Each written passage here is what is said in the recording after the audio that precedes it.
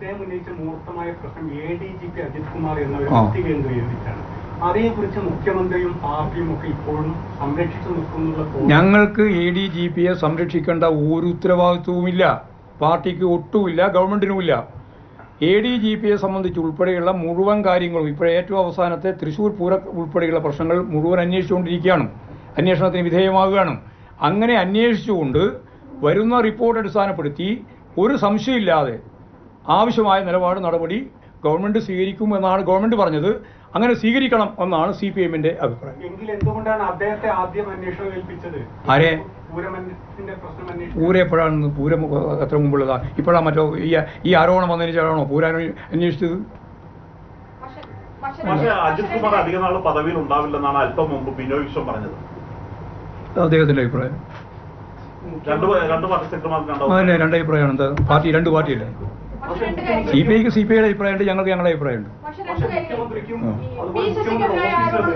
ഒരു ആരോപണം ഉന്നയിക്കുന്നവർ പിന്നെ ആ ഒരു സംവിധാനത്തിനകത്ത് ഉണ്ടാകില്ല എന്നൊരു സന്ദേശം നൽകുന്നതല്ലേ ഇപ്പോൾ ഈ നടപടി? കാരണം അല്ല അത് നിങ്ങൾക്ക് എന്തോ ഒരു വാലുണ്ട്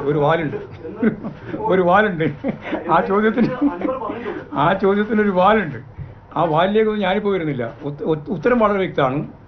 ഗവൺമെന്റിനും പാർട്ടിക്കുമെതിരായിട്ട് ആരോപണം ഉന്നയിക്കുന്ന ഒരാളുടെ പേരിൽ ഒരു നിലപാട് ഞങ്ങൾ സ്വീകരിക്കില്ല. ഗവൺമെന്റിന്റെ മേലെ ആരോപണം ഉന്നയിക്കാനൊക്കെ ജനാധിപത്യ സമൂഹത്തിന്റെ മേലെ ആർക്കും അവകാശമുണ്ട്. എന്നാൽ ഞാൻ ഈ LDFന്റെ ഭാഗമായിട്ടില്ല. പിണറായി വിജയൻ എന്ന് പറഞ്ഞാൽ കരിഞ്ഞുപോയ സൂര്യനാണ് എന്നും പിന്നെ ഇത് അവസാനത്തെ മുഖ്യമന്ത്രിയാണ് എന്നും ഉൾപ്പെടെയുള്ള കാര്യങ്ങൾ പറയാൻ അയാൾക്ക് അവകാശമൊക്കെ ഉണ്ട്. പക്ഷേ അദ്ദേഹത്തിന് LDFന്റെ ഭാഗമായി LDF സ്വതന്ത്രൻ എന്ന MLA എന്ന രീതിയിൽ അദ്ദേഹത്തിന് അത് പറയാൻ അവകാശമുള്ളതല്ല. അതുകൊണ്ട് അദ്ദേഹം എടുത്തുകൊണ്ടിരിക്കുന്ന നിലപാടിനെ തുടർന്ന് അദ്ദേഹവുമായിട്ടുള്ള എല്ലാ ബന്ധവും CPMന് ഇടതുപക്ഷ ജനാധിപത്യ മുന്നണിക്ക് ഉപേക്ഷിക്കേണ്ടി വരുമെന്ന് മാത്രമേ പറഞ്ഞു വെച്ചിട്ടുള്ളൂ. ആര്? അത് അതിന് അൻവറൊന്നും വേണ്ട. CPMനുള്ളിൽ ഞങ്ങളെ പറ്റിയുള്ള ഏറ്റവും വലിയ വിമർശനം ഇപ്പോഴും വിമർശനം അനുവദിക്കുന്നില്ല. അൻവർ പറഞ്ഞതാണ്, ഞാനിതൊന്നും പറയേണ്ടത് ചോദിച്ചാൽ അൻവർ പറഞ്ഞത് വിമർശനം അനുവദിക്കുന്നില്ല.